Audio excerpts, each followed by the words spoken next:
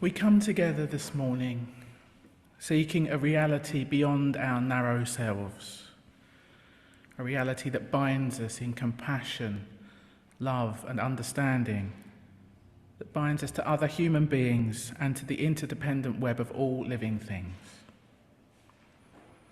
May our hearts and minds be opened by this hour to the power and the insight that weaves us together, the scattered threads of our oh-so-human experience, and may it help us remember the greater wholeness of which we are a part. We come together to renew our faith in the holiness, the goodness, the beauty of this life, to reaffirm the way of the open mind and the full heart, to rekindle the flame of memory and hope, and to reclaim the vision of a world more fair, with all people knowing themselves united as one. Well, these words from David Usher welcome all who have gathered this morning for our Sunday service. Welcome to those of you here in person at the church in Notting Hill Gate. Welcome to anyone joining us from far and wide via Zoom, and indeed anyone tuning in via YouTube or the podcast at a later date. For anyone who doesn't know me, my name is Jane Blackall and I'm minister with Kensington Unitarians. Our service today will explore the philosophy of Ubuntu. This originated in southern Africa and was brought to the attention of the rest of the world largely by the much-loved Archbishop Desmond Tutu. Ubuntu is most often rendered as, "I am because we are." It can be thought of as a philosophy, perhaps also a model for virtuous living, one which is founded on a recognition of our shared humanity and our interdependence. Our very own Azita Chellappoo, our resident philosopher, suggested that we might look at this theme, and she's going to offer her own personal reflections on Ubuntu later in the service. But before we go any further, let's do what we always do. Let's light our chalice flame. It's a moment for us to stop, take a breath, be here now, lay down any faff that we came in carrying. And this simple ritual connects us with Unitarians and Unitarian universities the world over. It reminds us of that proudly progressive religious tradition of which this gathering is part.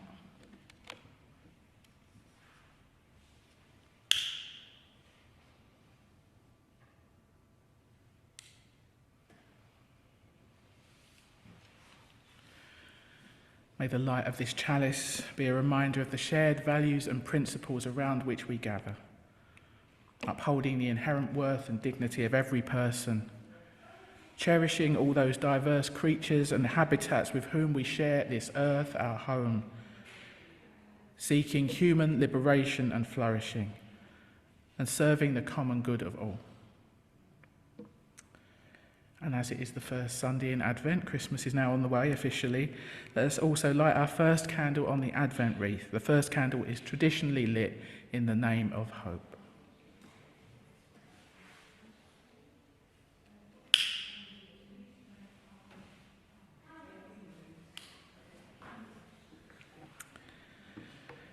Time to sing. Our first hymn this morning is number 193 in your purple books, We Laugh, We Cry. It's a good one but a long one, so you need a bit of stamina for this one. For those on Zoom, the words will be up on screen. Feel free to stand or sit as you prefer. We laugh, we cry.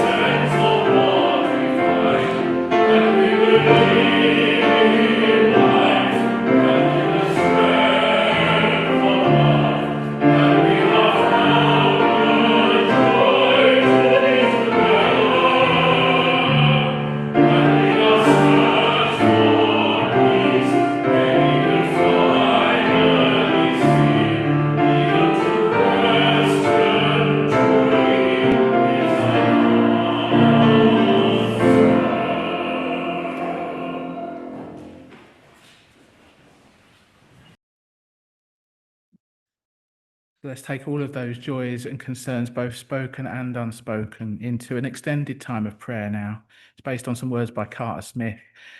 You might want to adjust your position, close your eyes, soften your gaze. You might want to put down anything you don't need to be holding. There might be a posture that helps you to feel more prayerful and centered, whatever helps you to get into the right state of body and mind, to be fully present here and now, present to yourself, to each other, and to that which lies within us and beyond us.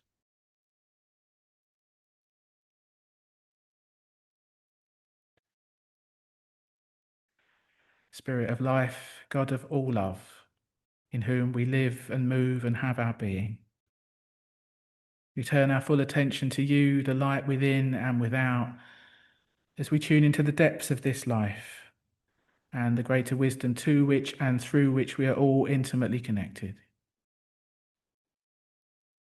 Be with us now as we allow ourselves to drop into the silence and the stillness at the very center of our being.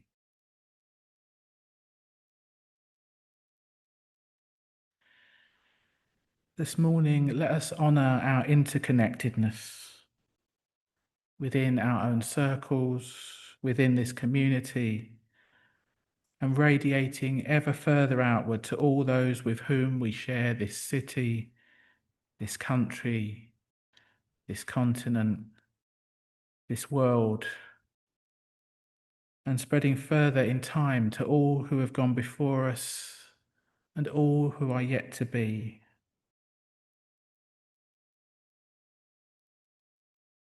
When we witness suffering and turmoil in ourselves, our loved ones, and the world around us, may we know compassion.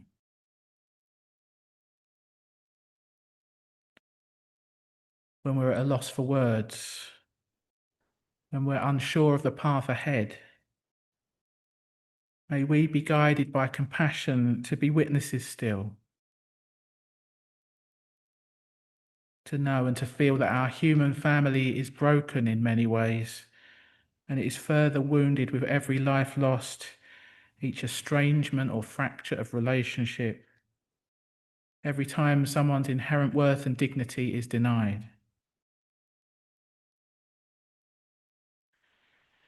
When we find ourselves exhausted and defeated, unsure of where to go, may we keep witnessing and turning ever further towards your still small voice, turning towards love.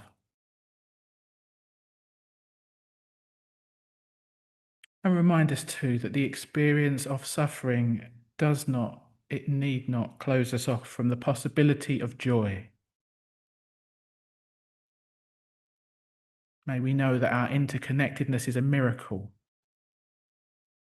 and may it be a refuge for us, felt in the voice of a friend, the momentary kindness of a stranger, the touch of a loved one, or the comforting memories of days spent in good company.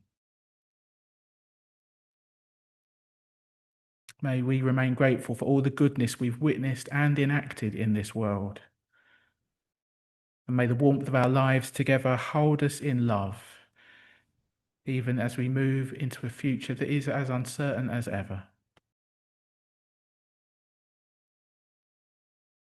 Help us to truly know your presence, that it may remind us of what is sacred in each precious moment. And may you teach us that sacred presence too, that we might know ourselves here and now, that we might be present for each other and present to this one precious life that we share.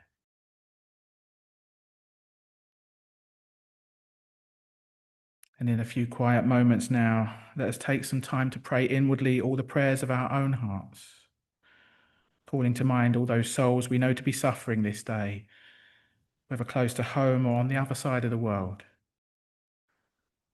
The world's troubles can feel overwhelming. So for now, let us focus on those causes which feel closest to our heart and hold those sacred beings in the light of love.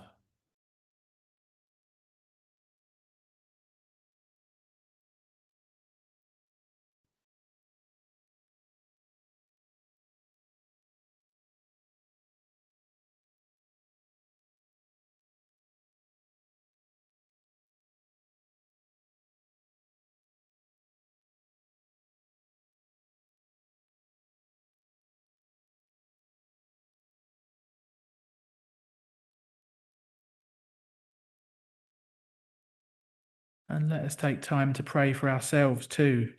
For we too are sacred beings who face our own struggles and muddle through life's ups and downs as best we can.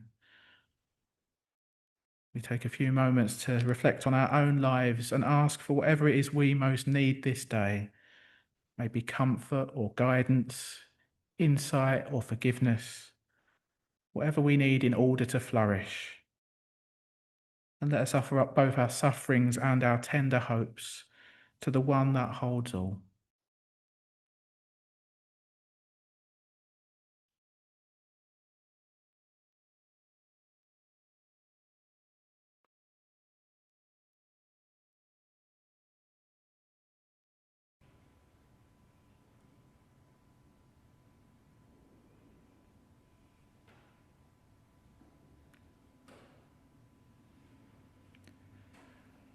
And let us take just a little longer to remember the good things in life and give thanks for them. All those moments this past week when we've encountered generosity or kindness or pleasure. Times when others have reached out to us, helped us to get by. Or moments when the beauty of the world has overflowed. Let us cultivate a spirit of gratitude now as we recall all of those moments that have lifted our spirits this week.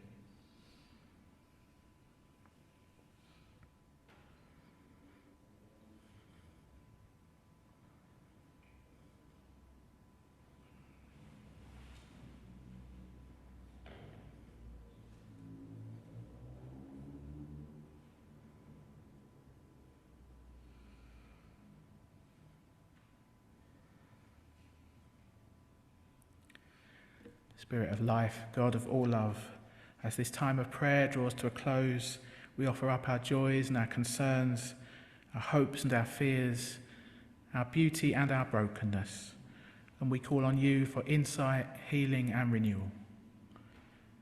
As we look forward now to the coming week, help us to live well each day and be our best selves, using our unique gifts in the service of love, justice and peace. Amen. Time to sing again now. Our second hymn today is on your hymn sheet, your beige hymn sheet, is it today? I think we've sung this enough times now that we don't need to hear the tune. We belong to one another. Very touching words. So stand or sit as you prefer. We belong to one another. Amen.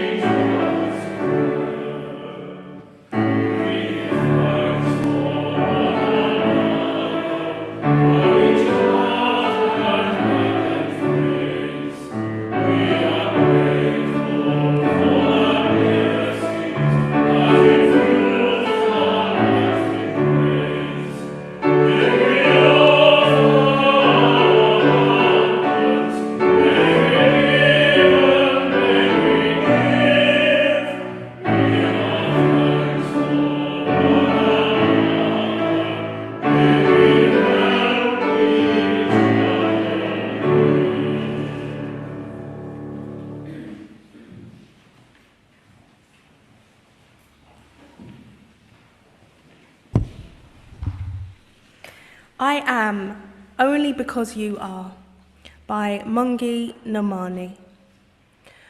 Ubuntu is a way of life from which we can all learn. It's one of my favourite words.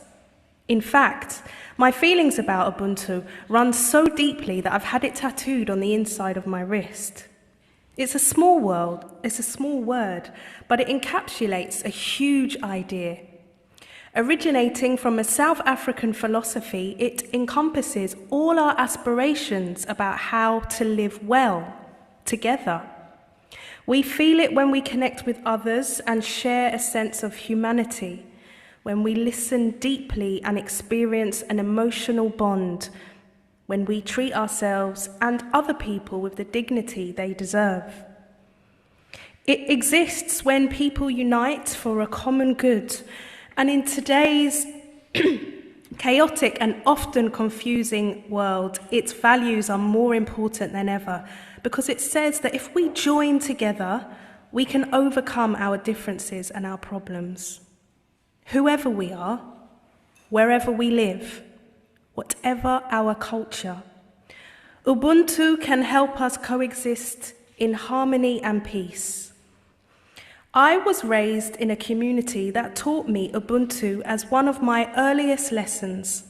My grandfather, Archbishop Desmond Tutu, explained the essence of Ubuntu as, "My humanity is caught up, is inextricably bound up in yours."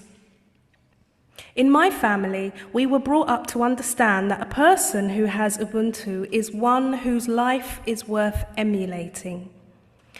The bedrock of the philosophy is respect for yourself and for others.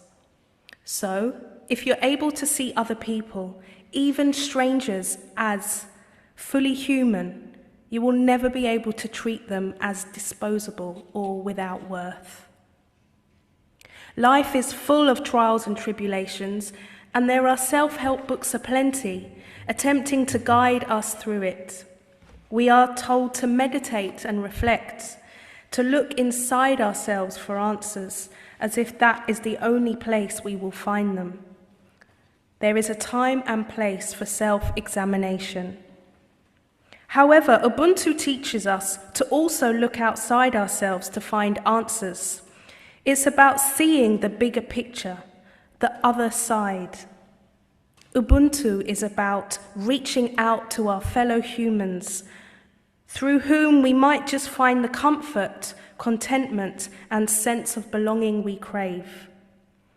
Ubuntu tells us that individuals are nothing without human beings, without other human beings.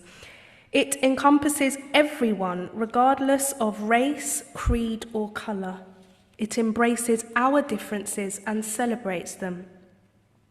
The concept of Ubuntu is found in almost all African Bantu languages. It shares its roots with the word Bantu, meaning people, and almost always denotes the importance of community and connection. The idea of Ubuntu is represented in both Xhosa and Zulu by the proverb Umuntu, Nomuntu, Nobantu, meaning a person is a person through other persons. It is a proverb which exists in all the African languages of South Africa. The word Ubuntu, or closely related words, are found in many other African countries and cultures. In Rwanda and Burundi, it means human generosity. In parts of Kenya, Utu is a concept which means that every action should be for the benefit of the community. The sense that I am only because you are runs throughout. And if we are able to see ourselves in other people, our experience in the world will inevitably be a richer, kinder, more connected one.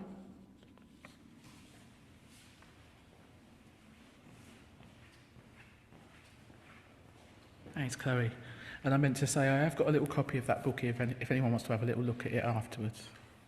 Everyday Ubuntu. So we're moving into a time of meditation now. To take us into the stillness, I'm going to share a poem from Rosemary Watola Trummer. It's not directly about Ubuntu, but it resonates with this topic, I think. There is a copy of it in your order of your service if it's here, but I suggest you save that for later and just let the words wash over you for now. So the poem will take us into a few minutes of shared silence that will end with the sound of a bell, and then we're going to hear some more music for meditation from Benije and Andrew. So do what you need to do again to get comfortable. You might want to get your feet flat on the floor if that helps you to feel steadied and centred. Again, you might want to close your eyes. You might want to look at the candles. And as I always say, the words, they're just an offering. Feel free to use this time to meditate in your own way.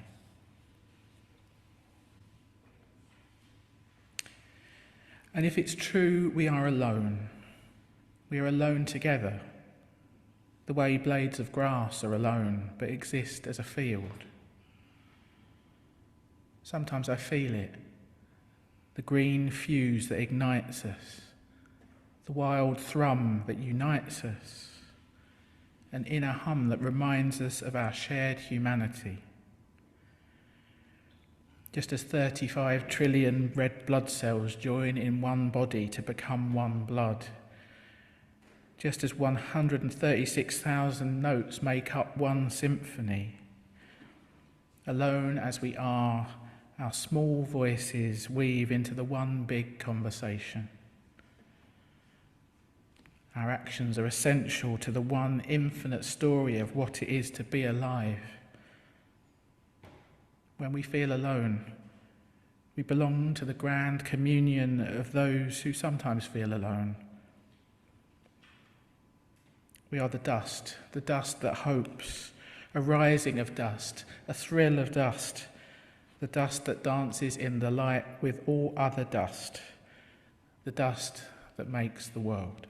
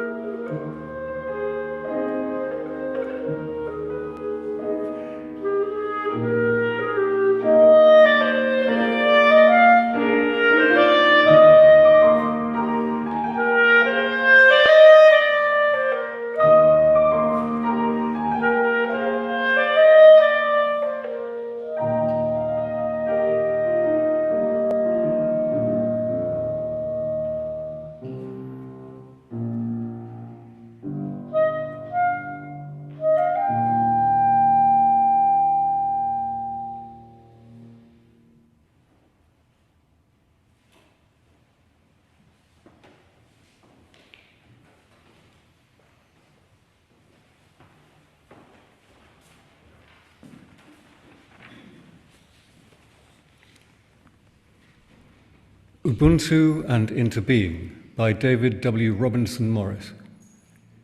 In my experience, Ubuntu is a deep embodied understanding that human beings are not born, but formed in community and in relationship with one another. Ubuntu is a Southern African philosophy commonly translated as, I am, therefore we are. However, Ubuntu can be best understood as an embodied practice. A person is a person through other people. Our humanity is a collective endeavor. We create each other and sustain one another. Similar to Ubuntu is the Buddhist concept of interbeing or independent co-arising, the understanding that nothing is separate, self-reliant, or self-contained. All phenomena arise within and from a network of mutuality, an ecosystem of being. There is no division between human and human, or human and nature, or human and spirit. All things are moving away from fragmentation to wholeness or emptiness. Both Ubuntu and Buddhist interdependence are generous ontologies that provoke awareness of the interwovenness of this web called life and what it means to be a human being in relationship with all sentient beings. Thich Nhat Hanh explains that nothing can be free alone. He writes, at first we think that members of our family are separate from one another, but afterwards we see that they contain each other. You are the way you are because I am the way I am. In other words, Ubuntu, I am because we are. According to African cosmology, humans are not only in relationship with each other, they are also in relationship with nature, the ancestors, and spirit. I believe that intertwining the philosophies of Ubuntu and Buddhist interbeing intensifies one's understanding of the interdependence of all things and beings seen and unseen. The resonances between Ubuntu and Buddhist interdependence are uncanny. However, a simple search of comparative religions or philosophical understandings yields a knowing that reverberates across cultures, continents, and chronological time. This knowing is always reaching and stretching towards wholeness, together. Ubuntu and interdependence belong to consciousness, the knowing that we are multiplicities of a bundle of life, folding and unfolding on this plane, while interwoven with the energy of an absent present past, an absent present future, and a very present present together. These teach us that my humanity and your humanity are tied up with one another, so tightly that everything one does to others or the environment affects all of us. In this way, the idea of a separate self or individual action is mere illusion. All things are interdependent and interconnected. Community is life, and humanity is a quality we owe each other.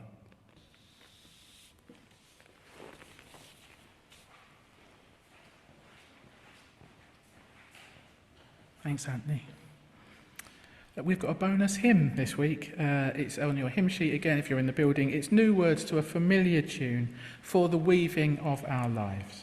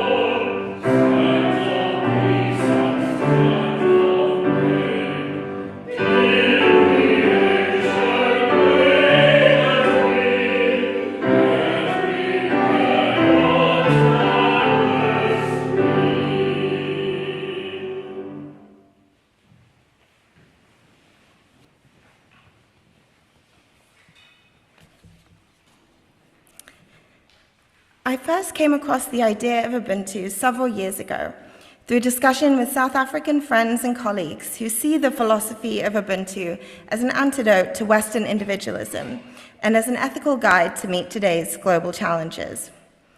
In my journey of becoming a Unitarian, I began to see some affinities between the philosophy of Ubuntu and Unitarian values, and I'm thankful to Jane for the opportunity to share something about it today. Hyper-individualism seems to be a rising tide in Western societies. When I'm wasting time scrolling social media, I sometimes see appearing on my feed the mantra, "You don't owe anyone anything," spread by self-help accounts or in discussions about whether you should pick up a friend from the airport or help them move. This mentality seems to view relationships as transactional, community as a burden, and detachment as strength. Self-reliance is the mark of success, and dependence is failure. I struggled with trying not to internalize those messages. I felt myself falling prey to the thinking that my self-worth is wrapped up in what I can achieve, and I've had pangs of shame in the times that I've been particularly reliant on family and friends. These individualistic attitudes are a legacy of centuries of Western philosophy that has defined who we are and what makes us human in terms of our individual capabilities, in particular, rationality and independence. Historically, these ideas have been weaponized to justify division and hierarchy along the lines of race, gender, and ability, making distinctions between those who are considered fully human and those who are not, based on who is seen as fully rational and fully autonomous beings. But while Descartes said, "I think, therefore I am," the core of Ubuntu is, "I am because we are." "I am because we are" is one translation of the Zulu maxim, "Umuntu namuntu nabantu," which can also be translated as, "A person is a person through other persons," or "A human being is a human being only through its relationships to other human beings." This is the central principle of Ubuntu, a philosophy that has deep roots in the indigenous cultures of Southern Africa. It is both a perspective on what the world is and on how it should be. It's an acknowledgement of the reality that we're deeply interconnected and interdependent, and that interdependence is fundamental to our humanity. Archbishop Desmond Tutu describes Ubuntu as meaning that my humanity is caught up, is inextricably bound up in theirs. We belong in a bundle of life. We say, a person is a person through other people. It is not, I think, therefore I am. It says rather, I am human because I belong, I participate, I share. The professor of Africana Studies, Michael Eze, describes this idea that a person is a person through other people as an affirmation of one's own humanity through the recognition of others in their own uniqueness and difference. He says, "Humanity is not embedded in my person solely as an individual. My humanity is co-substantively bestowed upon the other and me. Humanity is a quality we owe to each other." Ubuntu is sometimes described as a collectivist philosophy, but at least in the way that I understand it, Ubuntu is not about sacrificing individual freedoms for the collective good. Ubuntu rejects the separation between the individual and the community, and rejects the idea that pursuing the good of the community must come at the expense of the individual. Instead, the fullest expression of our individual humanity, agency, and flourishing is achieved through our relationships with others.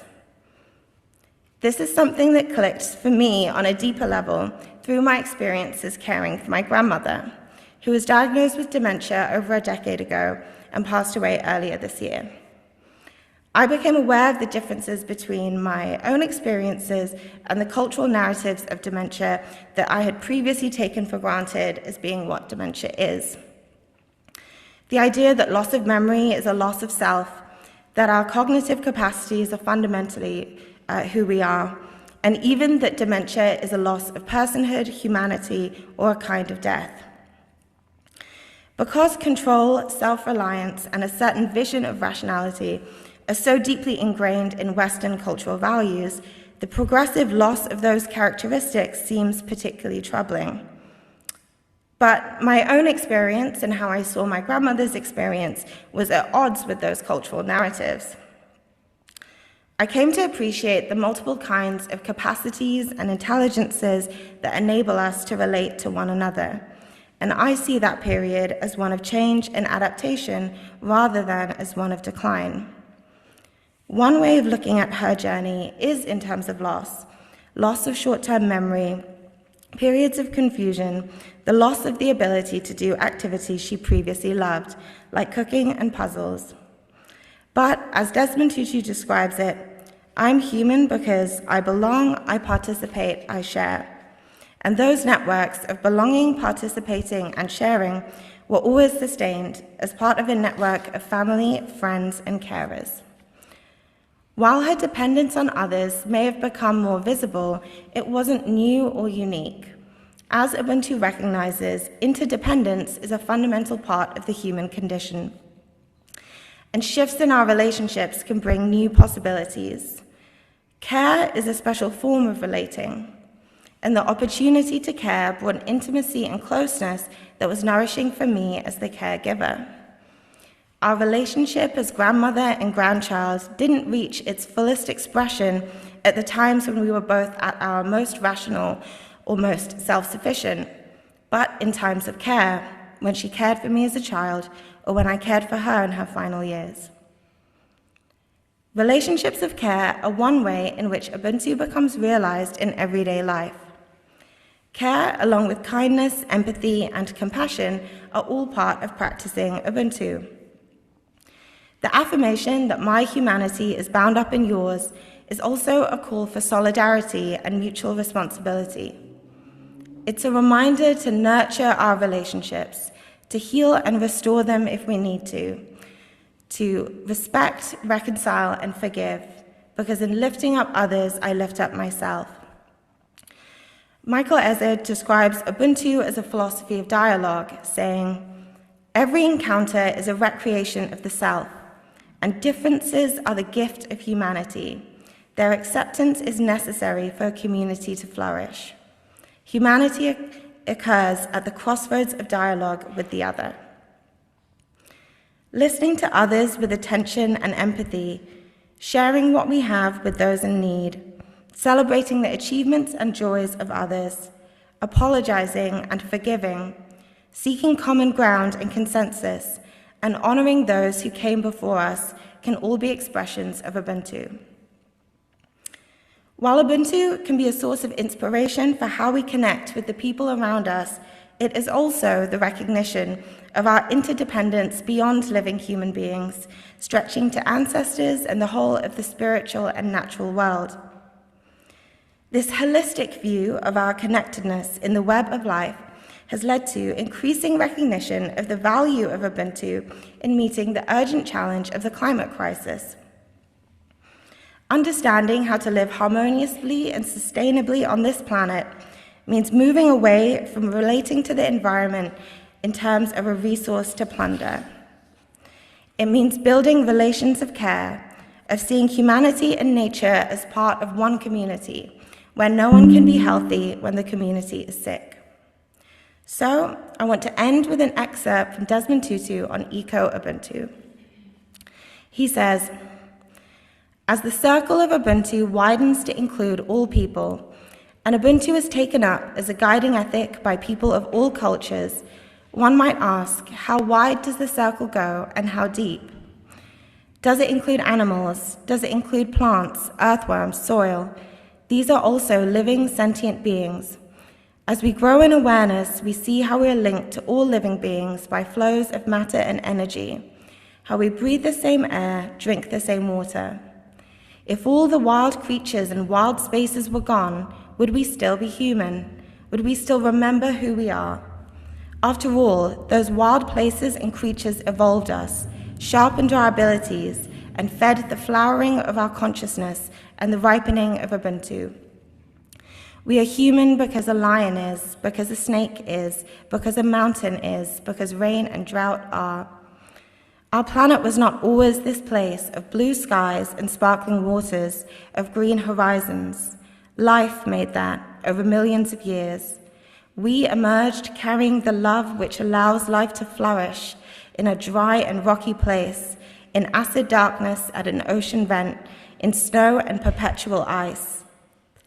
Let us practice planetary Ubuntu, widen and deepen the circle, act with love to all that we are, to our entire community, to our extended planetary being.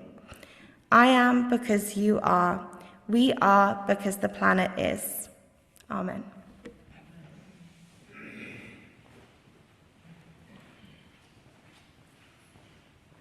Thanks so much, Azita. We've got one last hymn now. It really chimes with that idea of planetary Ubuntu. It's number 32 in your purple hymn books. Earth was given as a garden. Hymn number 32.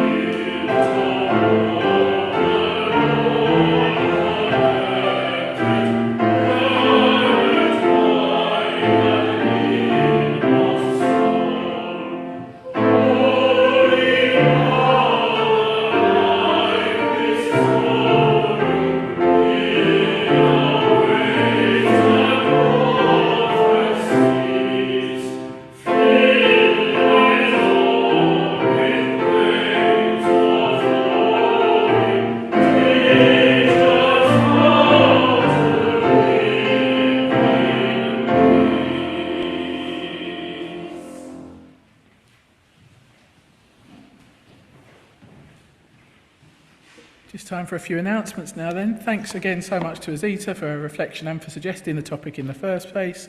Thanks to Ramona for hosting, Lachlan for co-hosting online. Thanks to Benji and Andrew for lovely music as ever. Thanks to Chloe and Antony for doing our readings. Thanks to Juliet for stepping in as greeter at the last minute, and Julia has gone to put the kettle on for tea. If you are here in person, stay and help us eat all the cake. I've gone a bit mad with cake lately. We've got new experimental pistachio layer cake. We've got Jamaican ginger loaf. And I think there's a couple of slices of lemon cake left from last week as well, so do help.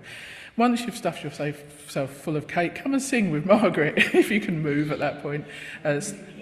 Yeah, let Margaret go to the front of the queue. So there'll be Finding Your Voice singing class in here from 12:30 till 1:15. I am reliably informed she can coax a better sound out of any of us. Tonight we've got the Better World Book Club. If you're expecting to come to that and you haven't already got the link, drop me an email this afternoon and I'll make sure you get the link for that. Next month we are reading Listen, How to Find the Words for Tender Conversations by Catherine Mannix. And there are a few copies at the back if you want to borrow one. Just let me know if you're coming to that.